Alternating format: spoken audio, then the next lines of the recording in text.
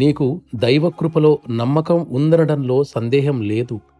కాని అటువంటి పైపై నమ్మకం వల్ల ప్రయోజనం లేదు. దానిని ఏ విధంగానూ కృప అని అనలేము.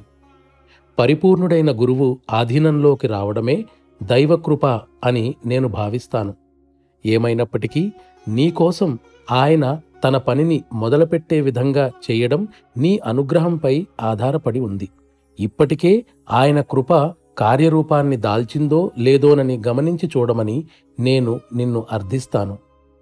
తగినంత అభ్యాసం లేకుండా నీవు ఆయన సంకల్పశక్తిని నీ వైపుకు లాగటానికి ప్రయత్నిస్తే అప్పుడు నీలో పనిచేసేది నీ స్వీయ సంకల్పమే అవుతుంది.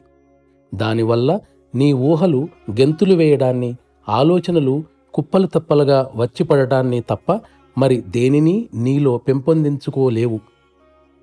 ఈ స్థితిలో నీవు ఆధ్యాత్మికత యొక్క కృత్రిమ రూపాన్ని మాత్రమే నీలో చూడగలవు. నీలో ప్రశాంతత పెరుగుతున్న స్థితిని అనుభవిస్తున్నప్పుడు అది నా కృషి ఫలితమని నీవు భావిస్తున్నావని అంటున్నావు. దానికి నేనేం చెప్పగలను? ఒక్కసారి గమనించి నీ మనస్సును ఆ ఆలోచనతో జోడించి దానిపై బాగా యోచించు. అప్పుడు మాత్రమే దాన్ని సరిగా అర్థం చేసుకోవడానికి సాధ్యమవుతుంది.